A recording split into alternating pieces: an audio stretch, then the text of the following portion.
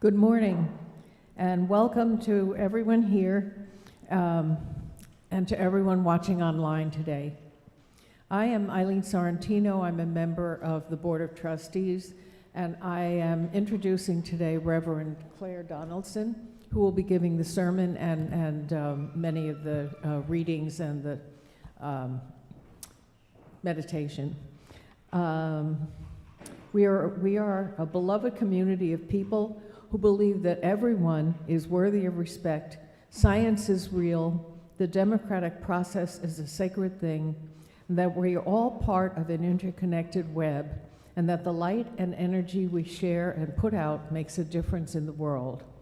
We are a people of purpose, and if what you hear today resonates with you, we hope you will become, I hope you will consider becoming part of this way cool community of seekers and keepers of this long dream that is our church.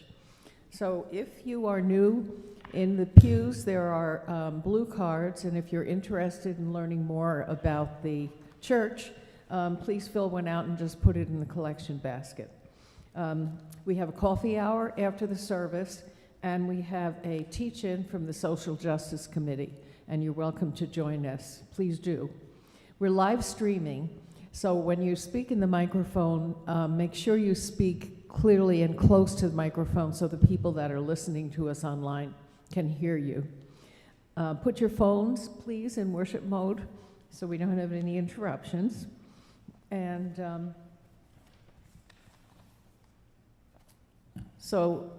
I'll invite Claire to say some words about lighting the chalice. And who is here today who might like to write? Come on.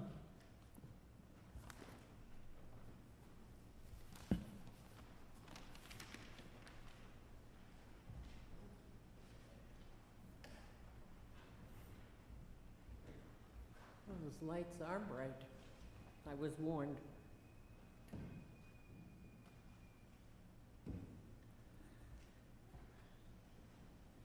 In honor of those who have served and those who continue to serve at home and abroad, for peace and in war, we light our chalice and we offer our thanks. Thank you very much. I'm very happy to be here today. It was a lovely drive, and looking forward to poking around town after service today. The opening words for this morning's service are ones that I wrote during divinity school, and I still like them and I still use them. Welcome this day. Welcome this day with your joys and your sorrows. Come and give thanks for your blessings and your tears. This is a time for rest and meditation. Be with your brothers and sisters. Share the light of love and caring. In this house, we sing songs of praise and joy. In this house, we offer thanksgiving for the gifts we have received. In this house, we seek peace for all. In this house, we offer love, peace, thanksgiving, and joy for all we have received. Let us worship together. And please rise as you are willing and able and join in our first hymn, number 100 in your gray hymnal, I've Got Peace Like a River.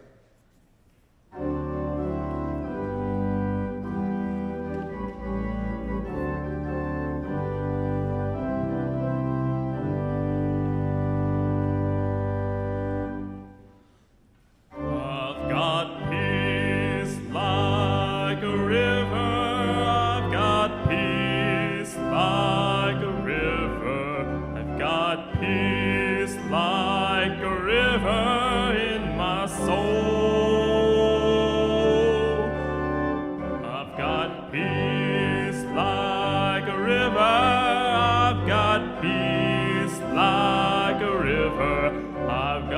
peace like a river in my soul. I've got joy like a fountain. I've got joy like a fountain. I've got joy like a fountain in my soul.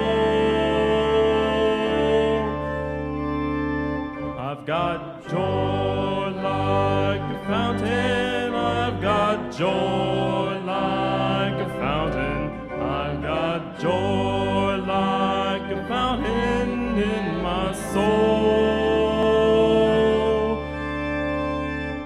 I've got pain like an arrow. I've got pain like an arrow. I've got pain like an arrow in my soul. I've got tears like the raindrops. I've got tears like the raindrops. I've got tears like the raindrops in my soul.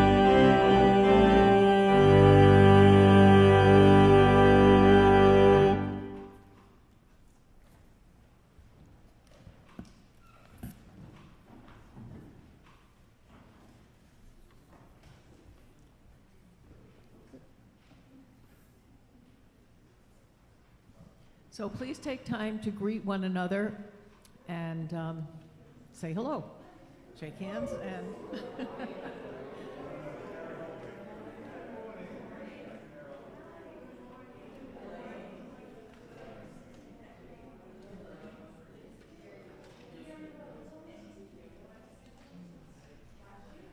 And, well, I was going to say, well, everybody is still on their feet, but they're not. But why don't you stand up and we will read a unison, we'll do a unison reading of the covenant. We come together as a religious community, upholding freedom of conscience, right relationship, and the inherent worth of all people. We value our diversity and pledge to care for one another in the spirit of compassion, to speak and listen to each other with respect, and to promote justice and kindness in the world. And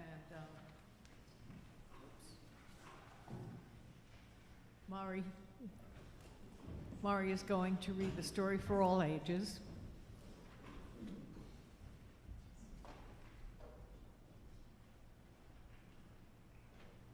Good morning, everyone. I'm going to be reading one of my favorite children's books today, The Invisible Web. I read this last year, and I have to read it again. I just love it. Yeah. Yeah, is this better? Okay. Good?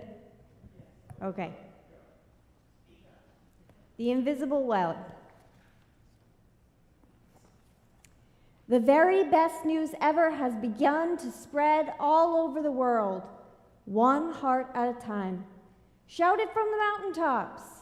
Every single one of us is connected to those we love by invisible strings. That means that Gianna and her daddy are always together, even though he moved to a new house. Omar can feel the tugs of love from his parents, even though he's living far away at school. Mr. Chang still feels Mrs. Chang close by, even though she died such a long time ago. And you, at this very moment, may feel the string of someone close to you, even though they aren't there. You can't see it, but it's real.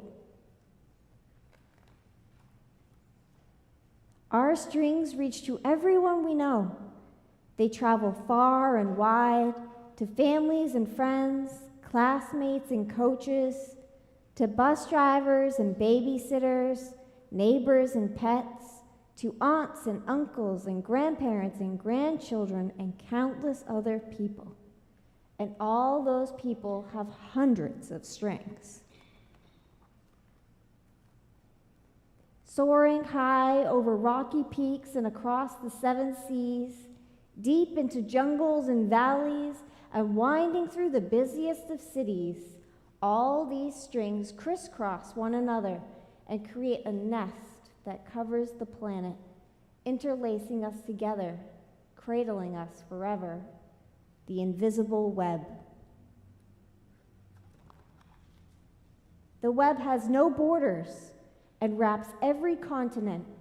Within it lives butterflies and flowers, starfish and seahorses, lions and ants, rivers and snowstorms, and all human beings.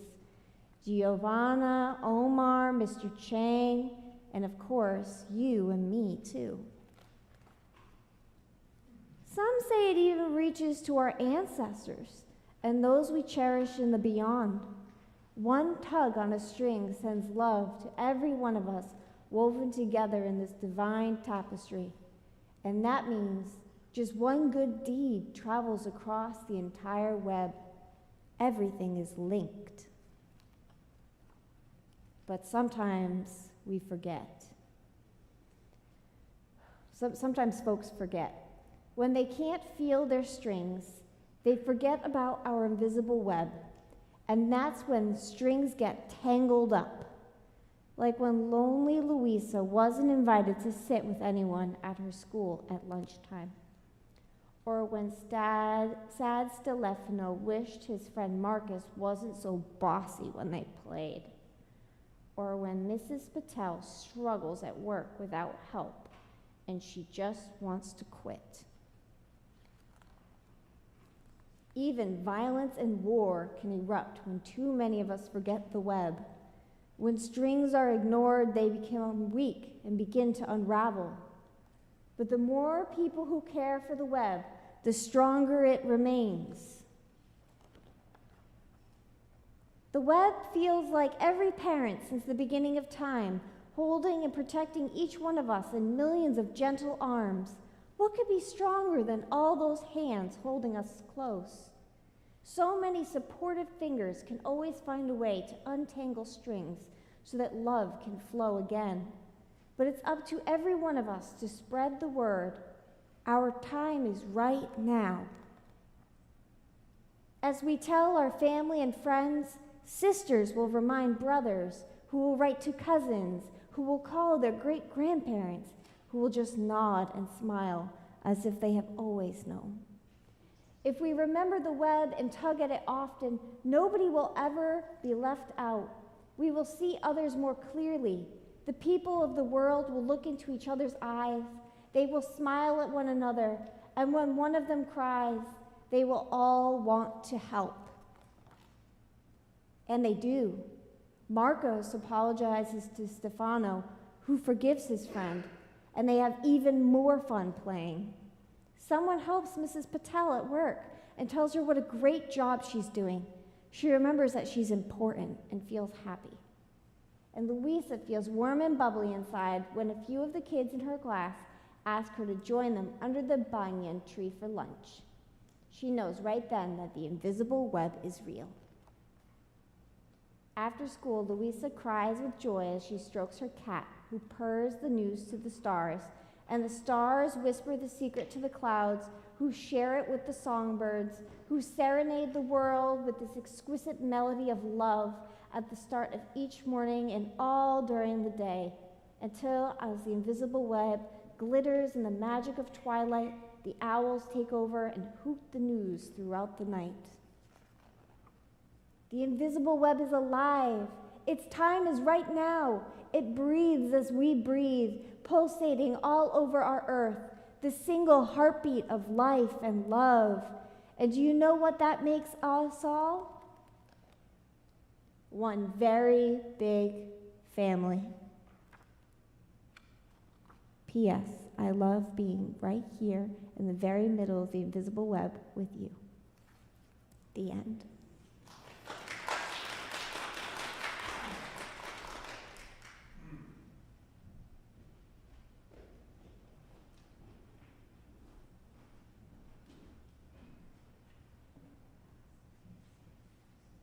We invite the children to join Mari and some morning to go to the Way Cool Sunday School.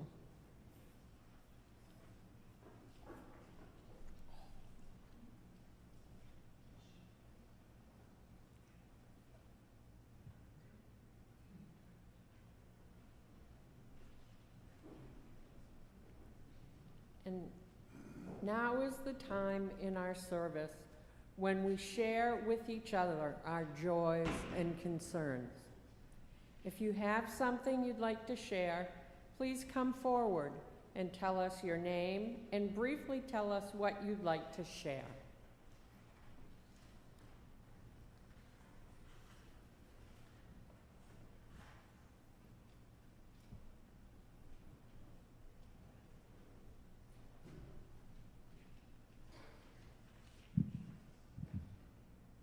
My name is Deb, and a person who has been my friend for more than 50 years. We called her on her birthday this week, and she shared that she was just diagnosed with Alzheimer's. And so my friend Karen could use some supporting thoughts, and I really appreciate you all.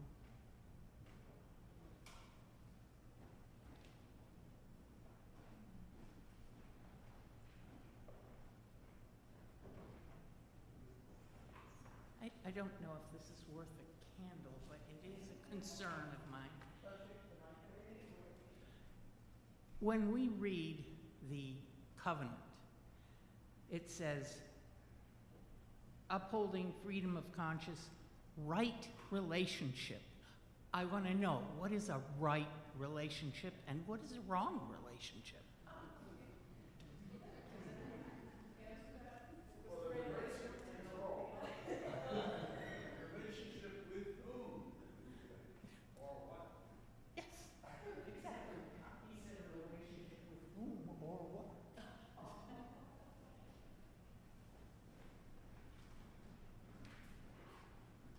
Hi, I'm Tony, and last Friday it was my birthday, so I really wanted to thank Izzy and also Mari, who just left a second ago.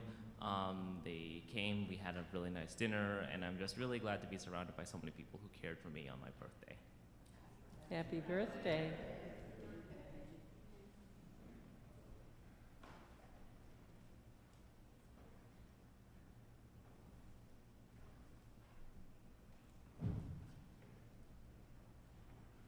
Good morning, church. Good morning, Eli.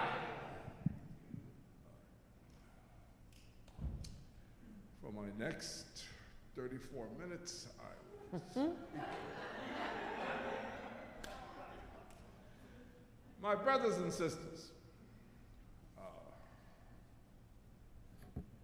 as you all know, because you pay attention to things, the propaganda war has become insane. You got one side saying Santa Claus is a Republican.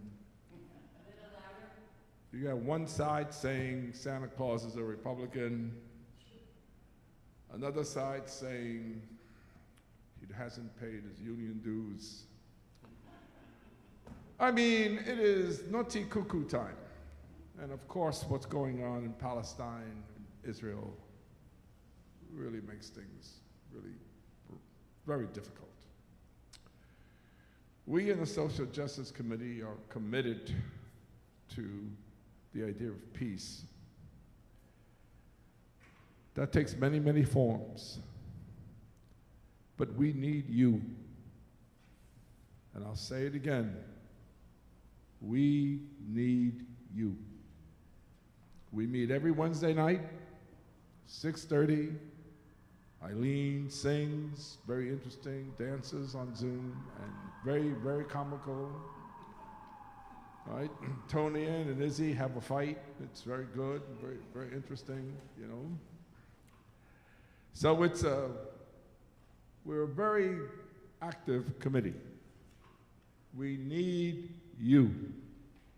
I don't know how else to say that. You want to see this church full? join the committee. That's how we get this church full. Outreach, Joan, Social Justice Committee. That's how we make it happen. We don't make it happen by sitting home thinking about Santa Claus. We make it happen by being active. Please, please consider joining the committee. You don't have to devote a whole month. A couple of hours a month will do.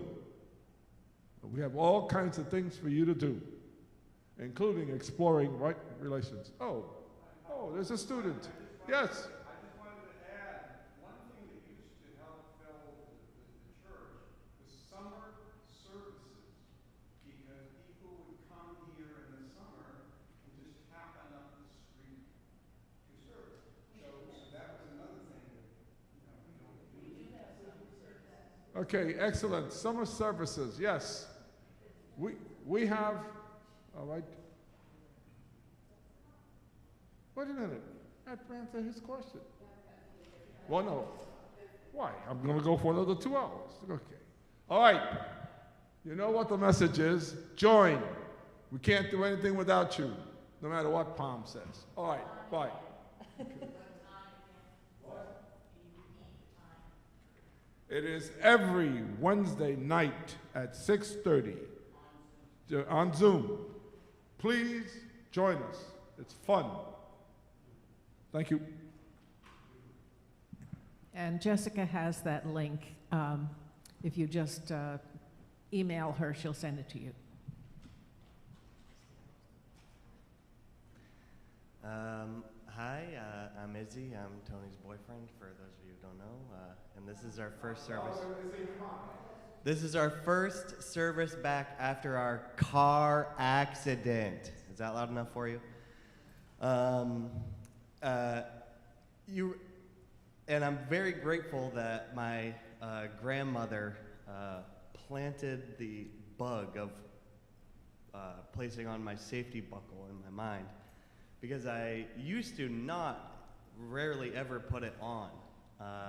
But now I'm very grateful that when we got in our accident, I was wearing my seatbelt, and that I only have minor back and neck pain as compared to, decapitation or some other morbid form of death or something.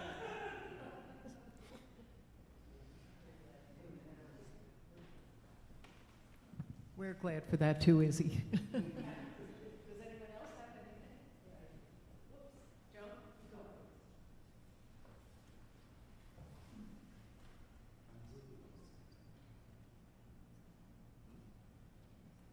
Hi, my name is Bethany, and I am looking for someone's family to join for Thanksgiving. I currently do not have a safe family to celebrate with.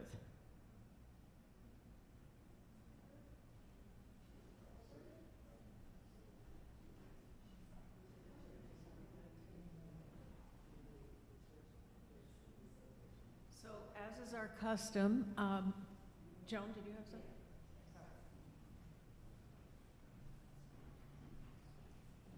Hi, I'm Joan. We have a holiday market coming up on December 2nd, and we would like to have a bake sale table and also a plant sale, bringing cuttings and everything, and we don't have anyone to watch over those tables. So if you have the time and the inclination, we're hoping this is our first market since a while. December 2nd. Oh, okay. Okay. All right. Because, we're kind of winding up all the different tables and the different things that are coming and getting excited. But Jess said we don't have anyone to take care of those tables, so that would be really good. And come. It's going to be fun. So, thank you. So, as is our custom, I lit one final candle for those of us who don't have, for those people who don't have a safe and loving community to join. and who have not yet found a religious faith to follow.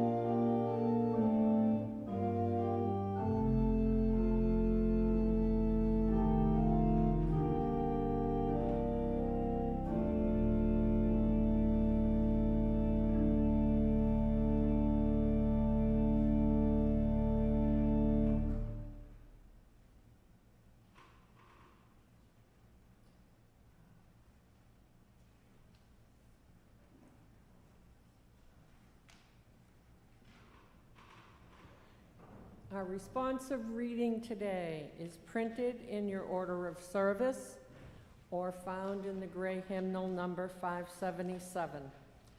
I will read the regular type and you will respond with the bold type. Is it possible to live in peace? By Mohandas Gandhi. If someone with courage and vision can rise to lead to nonviolent action, the winter of despair can, in the twinkling of an eye, be turned into the summer of hope. It is possible to live in peace. Nonviolence is not a garment to put on and off at will. Its seat is in the heart, and it must be an inseparable part of our being. It is possible to live in peace. Nonviolence, which is a quality of the heart, cannot come by an appeal of the brain. It is a plant of slow growth, growing imperceptibly but surely. If a single person achieves the highest kind of love, it will be sufficient to neutralize the hate of millions. If we are to reach real peace in this world, and if we are to carry on a real war against war, we shall have to begin with the children. The future depends on what we do in the present.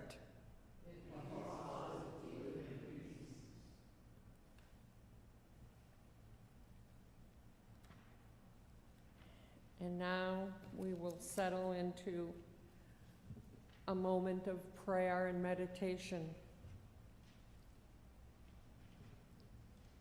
Day by day, month by month, year by year, we are confronted with all that we do not know, that we do not understand, that we do not grasp. Sometimes we are humbled by this knowledge and say, God, it is too wonderful for me to comprehend, but I know this universe is more grand and more beautiful than I could ever have imagined. And I give thanks for the blessing of being here and seeing, hearing, experiencing, and sensing all that is so wonderful around me. Sometimes we are saddened by this knowledge and say, Merciful Spirit, we need to have the burden of hurt and suffering removed from us. Grant us the courage, the wisdom, and fortitude to bear the pain of living.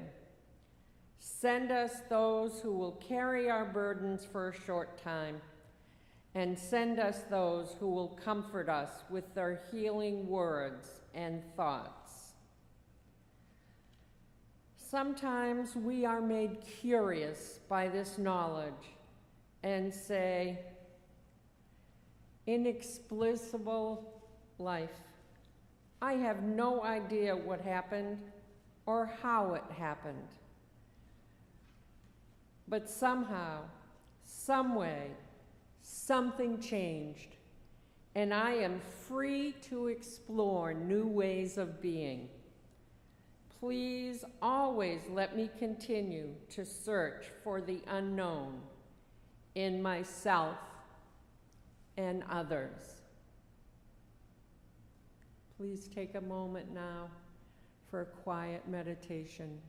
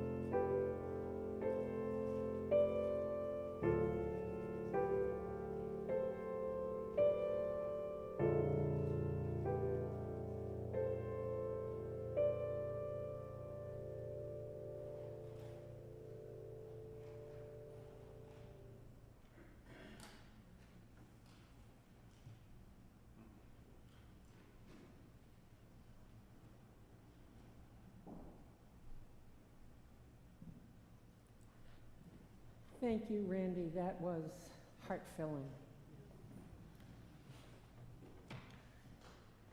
Our second reading today is entitled Living in Harmony, 10 Ways to Walk in Peace and Harmony. 1, volunteer to share your talents and time with other people in need. Number 2, spend time in prayer and meditation to see what you can do to move forward. Number 3, talk with others who are on their own journey toward greater self-knowledge. Number 4, analyze your past to see how you can use your experiences to improve the present. Number 5, spend time with people who radiate love and joy and peace. Number 6, avoid negative people who want to bring you or other people down. Number 7, read about positive thinking or attend workshops for a new perspective. Number 8, seek more constructive ways to interact with the people in your life. Number 9, ask others how you can help foster better relationships with them. And number 10, tell the people in your life, including yourself, how much they are valued and they are loved. That's the end of our second reading.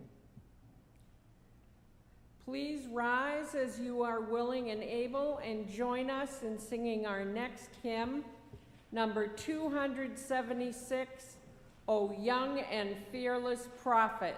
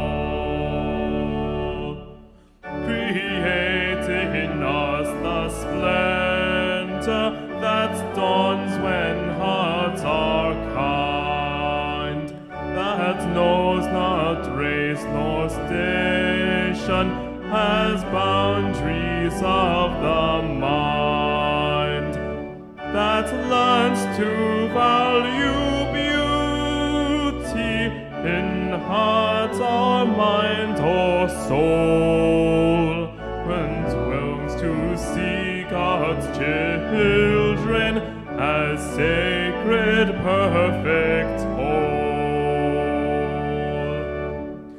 Stir up in us a protest against unneeded wealth, for some go starved and hungry, who plead for work and health.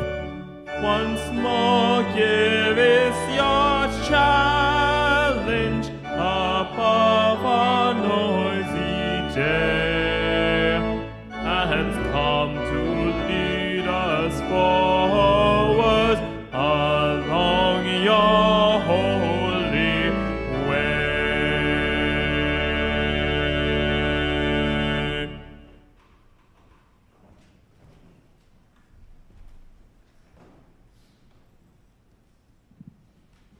Now is the time in our service when we ask for your kind donations to support the good works of this church, of which there are many.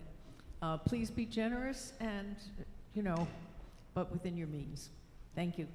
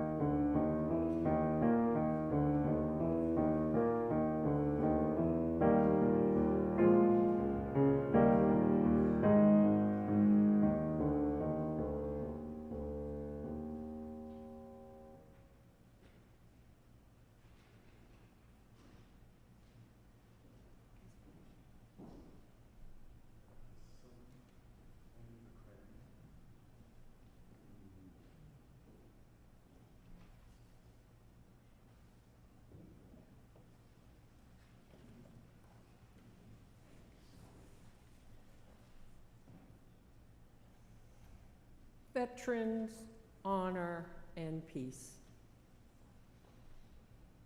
Veterans Day was yesterday. Unfortunately, we still have wars going on in our world. And there may not be where we are directly involved, but we certainly, our hearts and our minds are involved. At one of the nursing homes I worked in as the activities director, we celebrated Veterans Day. Our census that day was 120, and we had 27 veterans, about 22% of the population of the facility at that time. 3 veterans were women. Most of them were from World War II, a few from the Korean conflict, and 2 from Vietnam, including one who had fought for North Vietnam. This fellow was from Cambodia, and when a boy turns 18, they are required to complete 18 months of military service. At that time, the Cambodian army was sent to North Vietnam to support the North's efforts to overtake the South. Our program consisted of me asking a series of questions to the group of veterans, encouraging them to share stories of when they were in the service. Some spoke of the great times they had while on leave. Some shared stories of being rejected by one branch of service and accepted by another. For a variety of reasons, a few of the vets were not able to share anything about their experience. One Army vet said, "I was in the artillery, and I prefer not to say anything else." World War I, known at the time as the Great War, officially ended when the Treaty of Versailles was signed on June 28, 1919. However, fighting ceased 7 months earlier when an armistice, a temporary cessation of hostilities between the Allied nation and Germany, occurred.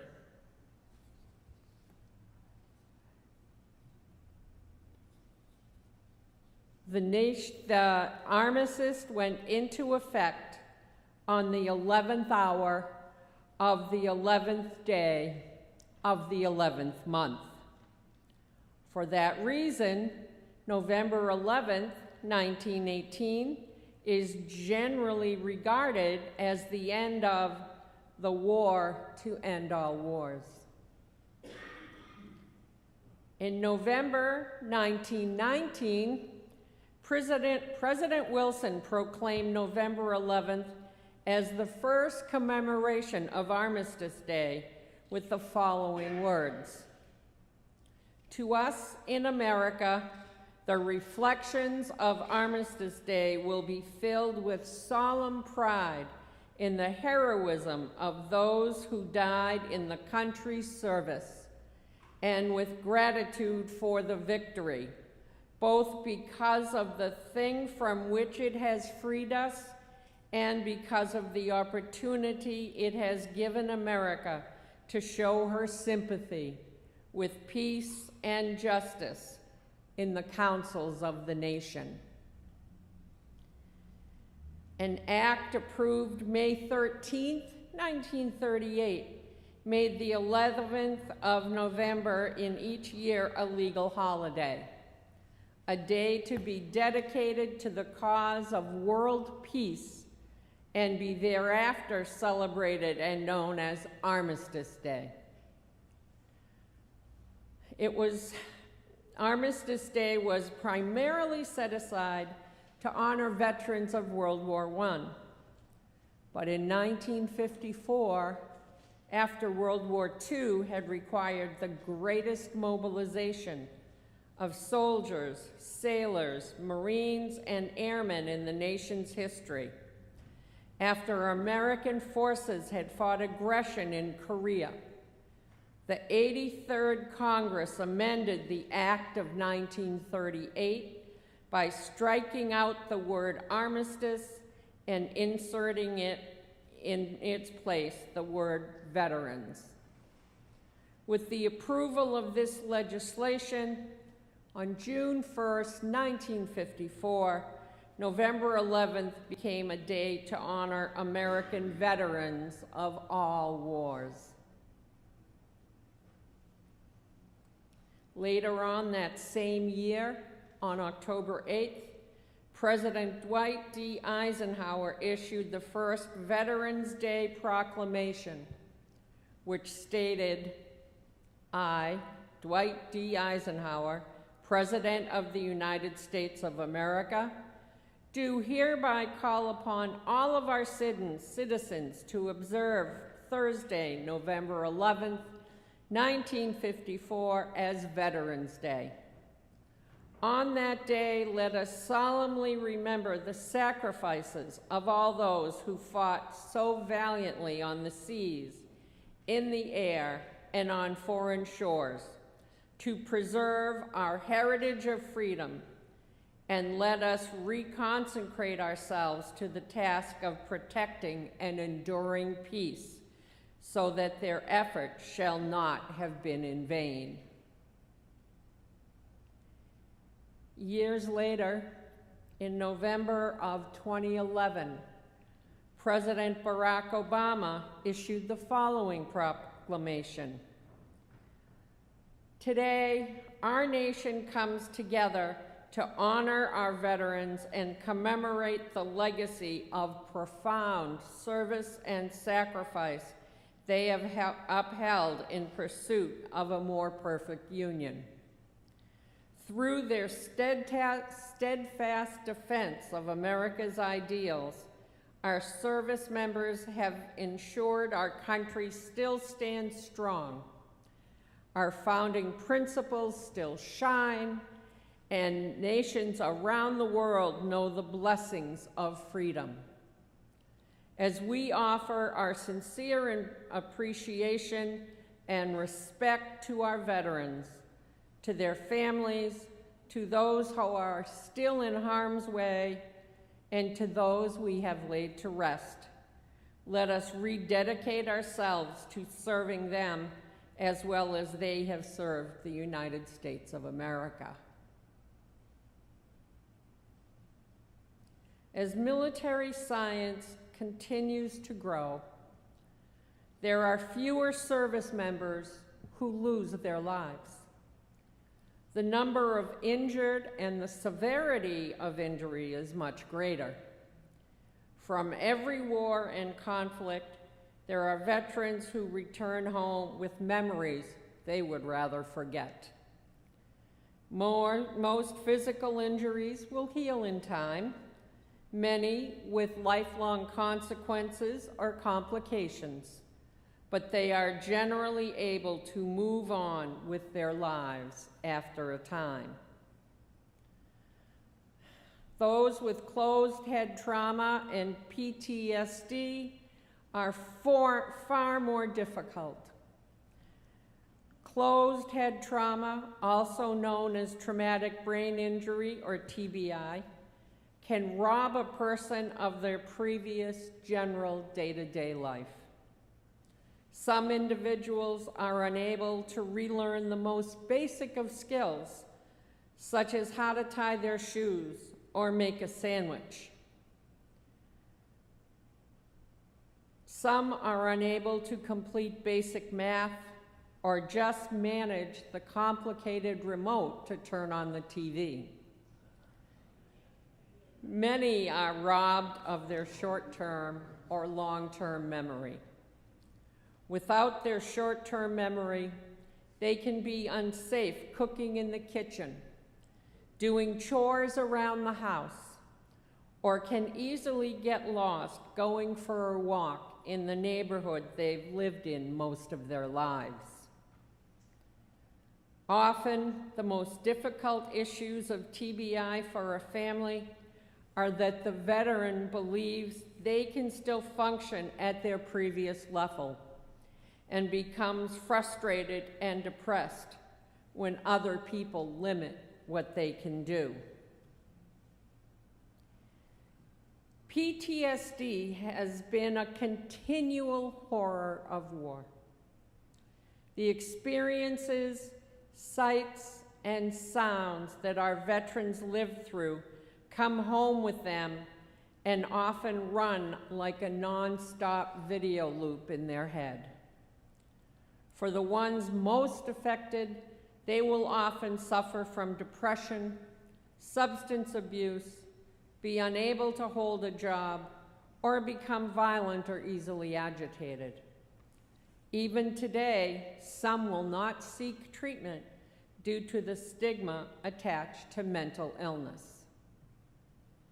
For years, the military did not recognize TBI or PTSD as combat-related disabilities.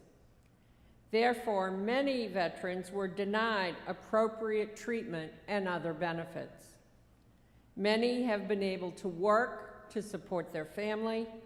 For those with TBI, they may need someone to be with them 24 hours a day to maintain safety in the home or for the individual. Veterans who live in rural areas of our nation may not be able to access treatment at the nearest VA center, as it could be hundreds of miles away. None of this is news to any of us. As UUs, we have a proud history of working for peace. We have marched for peace, attended rallies, written letters to our politicians, and made hundreds of phone calls, all because we hold a conviction about the need for peace and harmony. Our sixth principle is the goal of world community with peace, liberty, and justice for all. A number of years ago, a group of academics and historians compiled this startling information. Since 3600 BC, the world has known only 292 years of peace. During this period, there have been 14,351, and actually more, wars, large and small, in which 3.64 billion people have been killed. The value of the property destroyed is equal to a golden belt around the world, 97 miles wide and 33 feet thick. Since 650 BC, there have also been 1,656 arms races, only 16 of which have not ended in war. The remainder ended in the economic collapse of the countries involved. This information has a number of attributions. You can Google it if you want. These statistics are quite startling. In our reading today, the concept of harmony seems kind of simple. Just imagine conflict resolution based on the concept of harmony. In kindergarten, disputes are often solved on the peace path. My nephew spent many hours there. Accepting responsibility for our own actions, being clear about the effect others' actions create in us,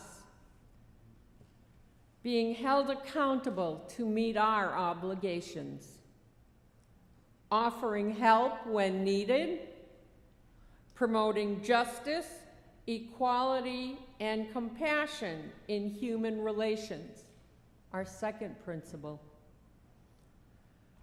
I realize this may sound overly simplified, totally unattainable, or just impossible.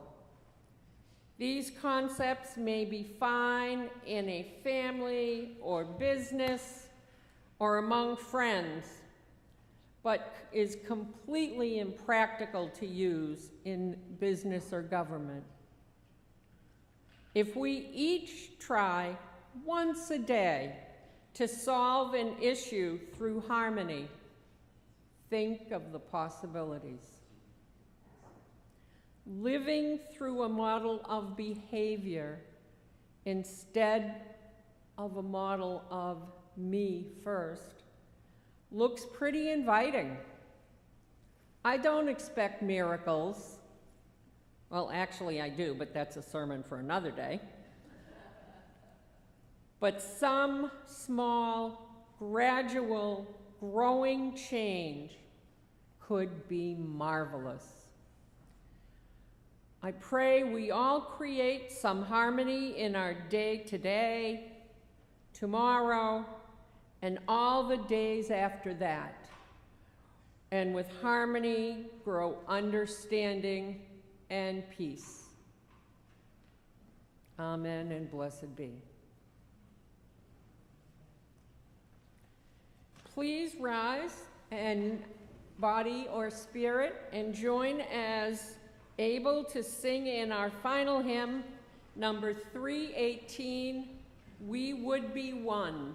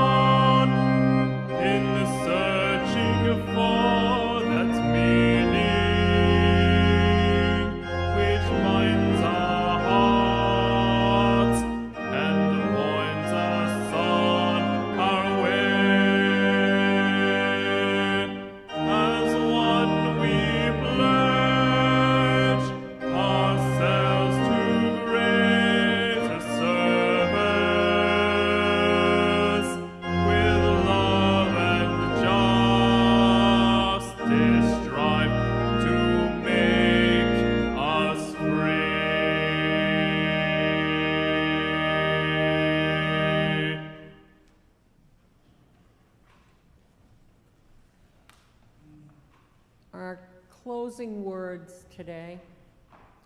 are from some Gaelic runes. Deep peace in the running of waves to you. Deep peace in the flowing air to you. Deep peace of the quiet earth to you. Deep peace of the shining stars to you. And deep peace of the infinite peace to you.